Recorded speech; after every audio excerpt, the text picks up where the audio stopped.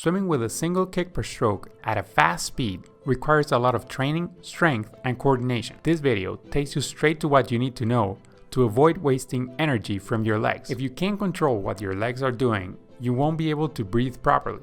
If you can't breathe properly, you won't be able to correct your swimming technique. Without good swimming technique, you will not only use the energy from your legs, but from your entire body. Aaron has 4.5 months to prepare for his Ironman. He improved his horizontal balance and breath control thanks to the last video, but he still has a hard time getting his legs in a good position. The position of the legs while swimming is simple to understand, but difficult to apply in the water. The goal is to lengthen the body as much as possible. According to fluid mechanics, longer bodies have less resistance in the water. One way to visualize the correct position is to imagine that you're in quicksand. If you cover a little area, you will sink, but if you lie down, you have more area on the ground and you have a better chance of survival. If you bend the hips and the knees, the area is reduced and you sink. It's the same in the water.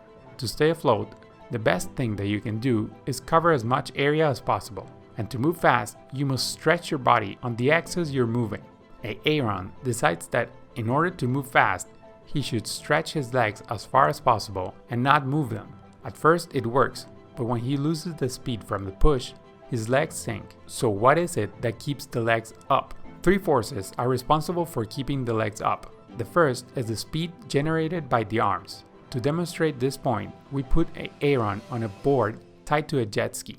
As the speed increases, the collision with the water causes the legs to rise. That happens on a small scale when swimming, but it is the smallest of forces and is really only resistance for the arms. The second force are the glutes and the hamstrings. This force is what we have been promoting on our channel. That does not mean that by keeping these muscles static, they are not exerting force. This static contraction of the muscles is called isometric, but that's a topic for later. For now, you need to be aware that if you only use this force to keep your feet floating, you would end up too tired to run or bike comfortably on a triathlon. The third force comes from the quadriceps. It's literally what we call a kick.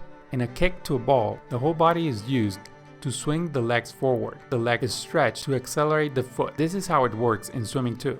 Aaron says his coaches in the past told him not to bend the knees, but the knee does bend. What should not be bent much are the hips. Viewed from the side, the hips are fully stretched and then flex at around 12 to 18 degrees. If they flex further, the angle is no longer acceptable. This movement of kicking the water is the third force that keeps the feet from sinking. It also balances the rest of the body. The lungs make your body rotate up from your center of gravity. The kick counteracts that. Some say that the kick does not serve as propulsion, that it just lifts legs and gives balance to the body. This is false. The proof is that there are swimmers that can kick faster than most people can swim. But again, that's subject for another video. Aaron is so used to the bike where he always has his hips flexed over 90 degrees. He never gets to stretch them. When he runs, he does stretch the hips, but also reaches a degree of hip flexion not optimal for swimming. Aaron thinks he has corrected the problem, but it is not until he sees the video of himself swimming that he knows he needs to stretch his hips more. We go back to the usual problem: how to teach the body and not just the mind of Aaron to the correct technique. We have some dryland exercises that will help him, but while he's in the pool, we'll do the following. The first exercise consists of kicking against the wall. This way, he can do bubbling while looking at his legs. He forgets to blow bubbles and water gets in. Oof. That hurts. Remember that underwater, if the nostrils are not pointing to the ground, water can get in. There are 3 solutions to this. Put a nose clip, put your lips covering your nose, or blow bubbles.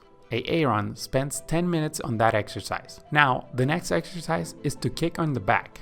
Aaron tries, but immediately sinks and gets water up his nose. He needs to fill his lungs with air so he can float easily. Exhaling and inhaling quickly and holding a little bit, Aaron manages to stay afloat, but he has 2 mistakes with his kick.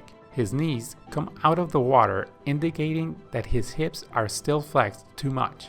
We tell him to look at his knees. The water should bubble up from above the feet and not from the knees. In swimming, we mainly use the sense of touch to improve technique, but sometimes with exercises that allow you to use your eyes, improvements happen faster. The second mistake is that Aaron kicks too wide. With shorter and faster kicks, you can move faster. Aaron was unable to complete the challenge from the last video, crossing the pool with a side kick. He fills his lungs. He pushes himself off the wall with a good horizontal line. With one arm up and the other at the side, he begins to kick. With the hips extended and a short kick, he now moves faster. He manages to keep his body on its side. He swims a 25 that way and unlocks a new level on the Skills and Tea table. He learned to breathe with half of his face out of the water and to kick at the same time, but he still needs to improve his kick. Now that the hips are stretched, we focus on the ankles. The ankles are very tight. Having flexible ankles helps improve the angle of support for the kick and creates less frontal resistance. But improving the mobility of the ankles takes a long time. In 4.5 months, we are not going to improve it. What we can improve, and it is more important than mobility, is to relax the ankles during the kick. When the feet are relaxed downward, the water pushes the ankle into plantar flexion. This gives the foot a better angle to create propulsion. To relax the ankles, a kickboard can be useful. If you don't have a kickboard, you can simply kick on your back or on your side. But the quintessential exercise to improve the kick is vertical kick. Aaron does 10-second vertical kick reps. The tips of his fingers are out of the water. He kicks, trying to relax his ankles. He needs to stretch his hips again, even if that makes the exercise more difficult. Now that he mastered it, he rests a little and makes 5 more attempts, this time with his whole hand out of the water. The further out the arms are, the more difficult the exercise. Now that the legs are ready, we can go back to swimming. As you can see, Aaron swims much better than before, but there's still something missing in that kick. When using a kickboard, we see that he does not use his core muscles to kick. You see how the hips move from side to side when he finishes the kick? That wastes the momentum. Instead of the feet creating support to move forward, the energy is used in moving the hips from one side to the other. To visualize this problem, imagine kicking a ball, but at the moment of contact, the hip goes back. The ball won't go very far. To avoid this, it's necessary to activate the core muscles and try not to move the hips at the end of the kick. When the hips are well anchored, the kick can be very helpful. That does not mean that the hips won't move. The hips also rotate from side to side, but the energy of the kick is not going to be lost to the hip. By activating the core, the energy travels to the opposite arm and helps rotate the shoulders. Aaron sees Belake across the pool and is confused. He knows that Belake completed an Ironman with a very good time in swimming, but Belake has a swimming technique with a lot of kick. What is the best technique then to swim 3.8 kilometers easier? Kick a lot or kick a little? Ideally, it would be better to kick a little, but it depends on many things. If you want to maintain a kick at a certain speed that allows you to kick a little, you need a lot of leg control. The wetsuit and salt water help you float. That means that you need less effort to keep the legs up. But at the Cozumel Ironman, where Aaron signed up, the water is at a comfortable temperature and wetsuits are not allowed. So we have to keep perfecting the kick. The more controlled Aaron has of the kick, the better he will be able to use it at the beginning to accelerate and escape from the group, to draft off of someone, or to warm up the legs at the end before getting on the bike. You also need a lot of control to be able to use the kick as little as necessary.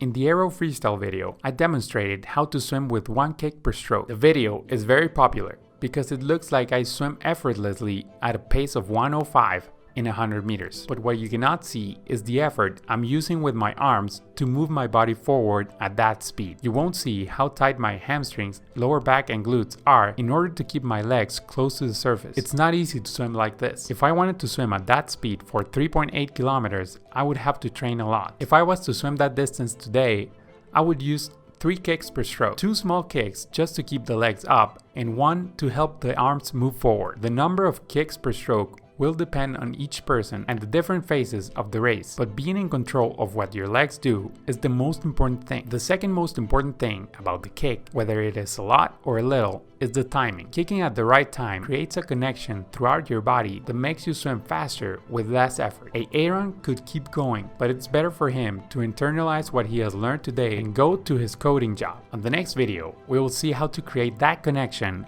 from the kick to the stroke. We will use exercises inside and outside the pool to improve that connection. Click here if the video is available, or subscribe here if it isn't available yet. Click here to visit our webpage. See you there. Swim fast.